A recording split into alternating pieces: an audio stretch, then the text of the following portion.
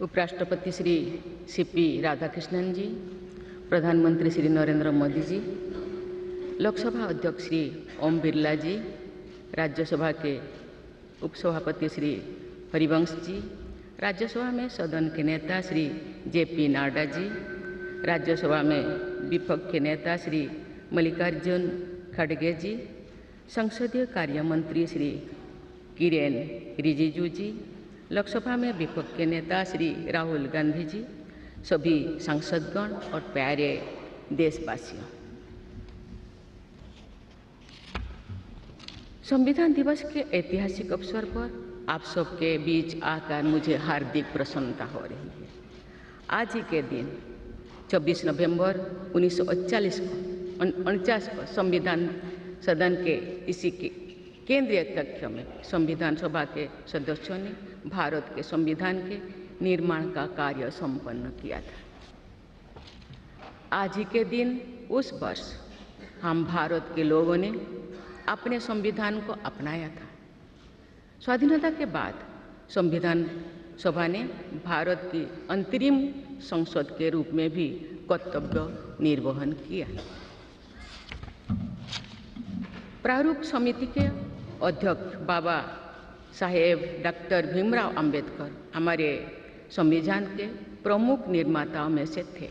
बाबा साहेब की 125वीं जयंती के वर्ष में यानी सन 2015 में 26 नवंबर को प्रतिवर्ष संविधान दिवस के रूप में मनाने का निर्णय लिया गया और निर्णय अत्यंत सार्थक सिद्ध हुआ है। आज के दिन पूरा देश भारतीय लोकतंत्र के आधार हमारे संविधान के प्रति तथा उसके निर्माताओं के प्रति आदर व्यक्त करता है। हम भारत के लोग अपने संविधान के प्रति व्यक्तिगत और सामूहिक स्तर पर आस्था व्यक्त करते हैं। अनेक योजनाओं के माध्यम से देशवासियों को, विशेषकर युवा वर्गों को संवैधानिक आदर्शों से अवगत कराया जाता है। संविधान दिवस से मनाने की परंपरा का शुभारंभ करने और उसे निरंतरता प्रदान करने की जितना भी प्रशंसा की जाए और कम। माननीय सांसदगण संसदीय प्रणाली को अपनाने के पक्ष में संविधान सभा में जो ठोस तर्क दिए गए थे वो आज भी प्रासंगिक है। विश्व के विशालतम लोकतंत्र में जन आकांक्षाओं को अभिव्यक्त करने वाली भारतीय संसद विश्व के अनेक लोकतंत्र के लिए आज एक उदाहरण के रूप में प्रतिष्ठित है। हमारे संविधान निर्माता चाहते थे कि संविधान के माध्यम से हमारा सामूहिक और व्यक्तिगत स्वाभिमान सुनिश्चित रहे। मुझे ये कहते हुए बहुत प्रसन्नता होती है कि बीते दशक में हमारे संसद ने जन आकांक्षाओं को अभिव्यक्त करने के अत्यंत प्रभावी उदाहरण प्रस्तुत किया है। संविधान निर्माताओं की अपेक्षाओं पर खरा उतरने के लिए मैं आप सभी सांसदों को बहुत बहुत बधाई देती हूँ। साथ ही कृतज्ञ राष्ट्र की ओर से मैं संविधान सभा के परम सम्मानीय सदस्यों की स्मृति में सादर नमन करती हूँ। हमारे संविधान की अंतरात्मा जिन आदर्शों में अभिव्यक्त होती है वो आदर्श है सामाजिक, आर्थिक एवं राजनैतिक न्याय, स्वतंत्रता, समता और बंधुता। मुझे ये देखकर हर्ष होता है कि इन सभी आयामों पर संसद सदस्यों ने संविधान निर्माताओं की परिकल्पनाओं को यथार्थ स्वरूप प्रदान किया है। हमारी संसदीय प्रणाली की सफलता के ठोस प्रमाण के रूप में आज भारत विश्व की तीसरी सबसे बड़ी अर्थव्यवस्था बनने की ओर तेज गति से अग्रसर है। भारत में लगभग 25 करोड़ लोगों के गरीबी की सीमा रेखा से बाहर आने से आर्थिक न्याय के पैमाने पर विश्व की सबसे बड़ी सफलता अर्जित है। हमारे संविधान में सामाजिक न्याय को प्रमुखता दी गई है। सामाजिक न्याय के आदर्शों के अनुरूप समावेशी विकास के प्रयास किए जा रहे हैं। ऐसे अनेक प्रयासों में इकोनॉमिकली वीकर सेक्शंस के लिए शिक्षण संस्थाओं और रोजगार में आरक्षण का प्रावधान करना, दिव्यांगजनों की परिभाषा को विस्तार देते हुए उनके हित में विशेष अधिनियम लागू करना और उसे कार्यरूप देना तथा राष्ट्रीय पिछड़ा वर्ग आयोग को संवैधानिक दर्जा प्रदान करना शामिल है। 3 तलाक से जुड़े सामाजिक कुरीति पर अंकुश लगाकर संसद ने हमारी बहनों बेटियों के सशक्तिकरण और सामाजिक न्याय की दिशा में ऐतिहासिक कदम उठाए हैं। देश के आर्थिक एकीकरण के लिए स्वाधीनता के बाद का सबसे बड़ा टैक्स सुधार गुड्स एंड सर्विसेज टैक्स के रूप में किया गया है। आर्टिकल 370 के प्रावधानों को निरस्त करके देश के समग्र राजनैतिक एकीकरण के मार्ग में बाधक बने हुए अवरोध को दूर किया गया। नारी शक्ति बंधन अधिनियम द्वारा वुमेन लीड डेवलपमेंट के एक नए युग आरंभ होगा। नारी शक्ति अर्थात मातृशक्ति के बंधन का हमारे संस्कृति में अत्यंत महत्वपूर्ण स्थान रहा है। इस वर्ष 7 नवंबर से हमारा राष्ट्रगीत वंदे मातरम की रचना के 150 वर्षों पूरी होने के उपलक्ष्य में देशव्यापी स्मरण उत्सव मनाया जा रहा है। ये स्मरण उत्सव भारत माता को समृद्ध, सशक्त और आत्मनिर्भर बनाने का संकल्प का अवसर है।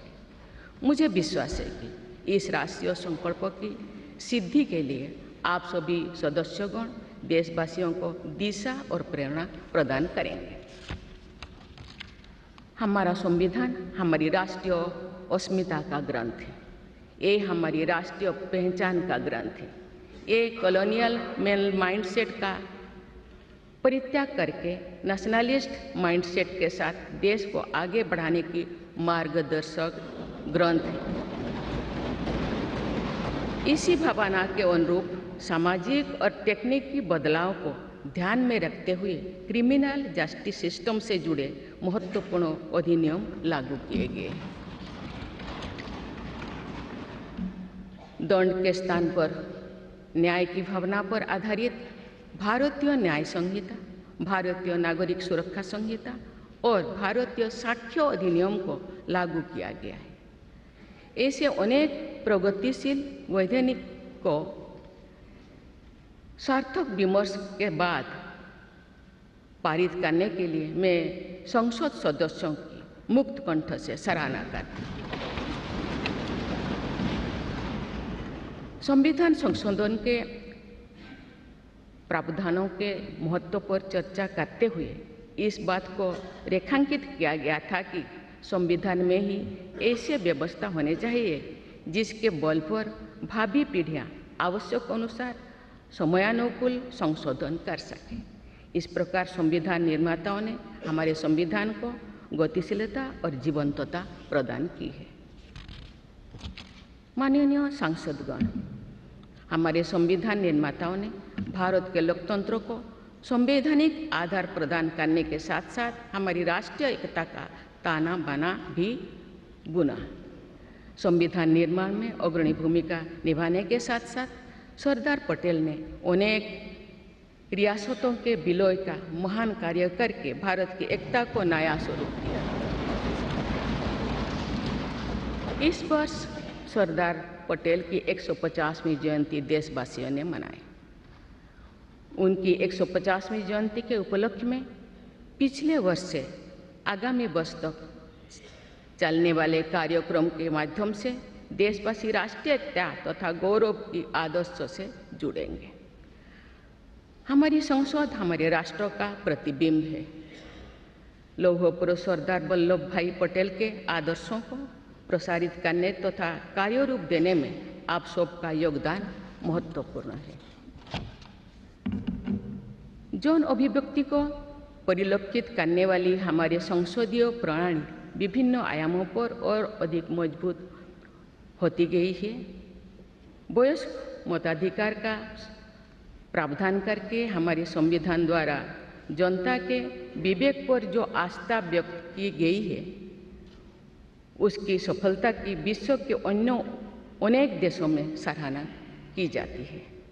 पिछले कुछ वर्षों के दौरान महिला मतदाताओं द्वारा बढ़ चढ़कर मतदान करना हमारी लोकतांत्रिक चेतना को विशेष सामाजिक अभिव्यक्ति देता है।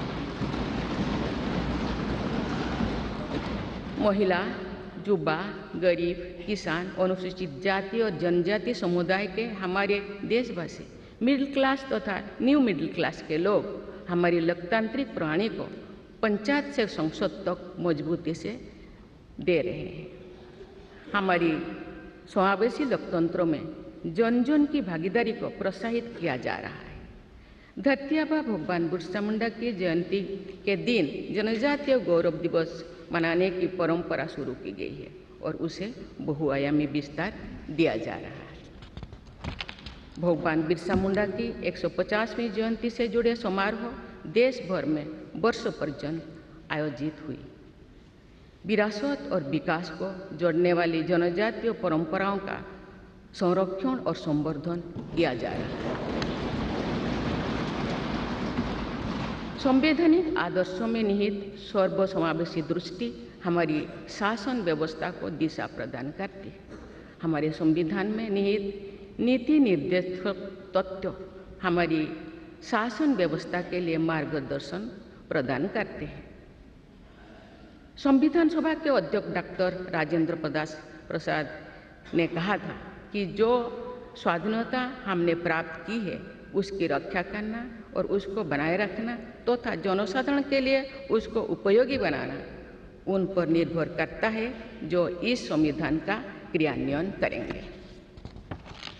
ये प्रसन्नता का बात है कि हमारी संसद ने डॉक्टर राजेंद्र प्रसाद जी के अपेक्षा के अनुरूप राष्ट्रहित में कार्य किया है तथा जन सामान्यों के जीवन को बेहतर बनाने के लिए निरंतर प्रयास किए हैं।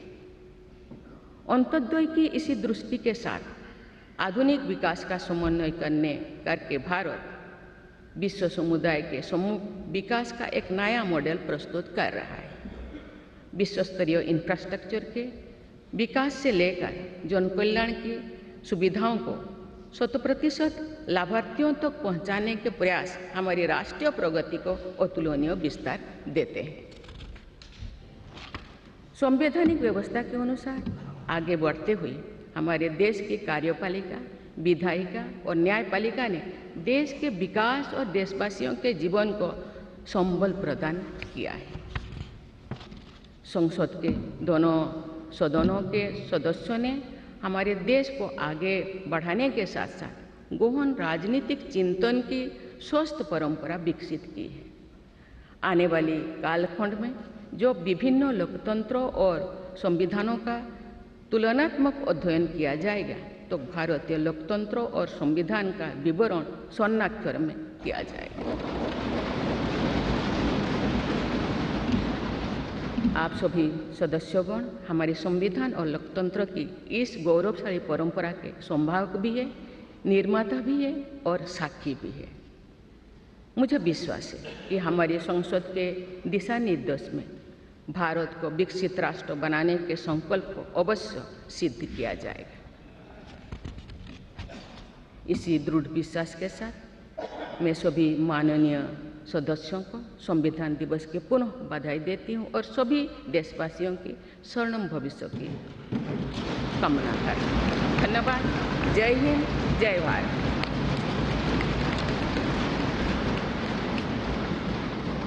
बहुत बहुत धन्यवाद माननीय राष्ट्रपति जी।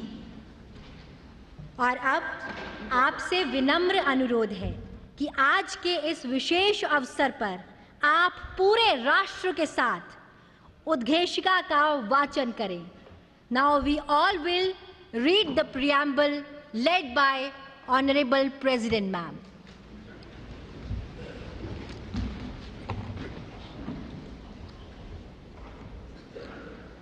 हम भारत के लोग भारत को एक संपूर्ण प्रभुत्व संपन्न सामाजिक पंथनिरपेक्ष लोकतंत्रात्मक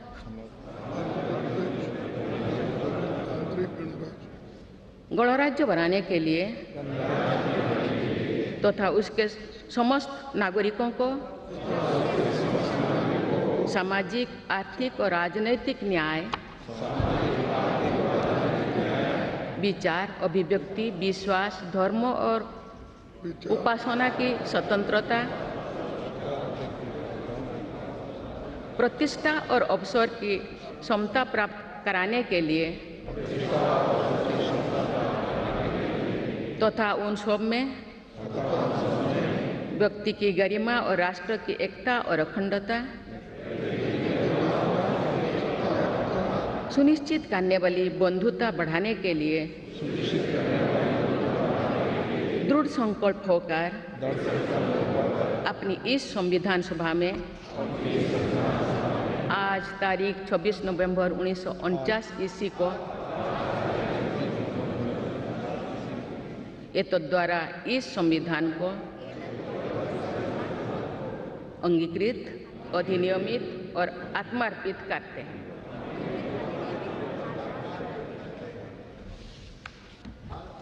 भारत माता की जय। और अब राष्ट्रगान का सम्मान।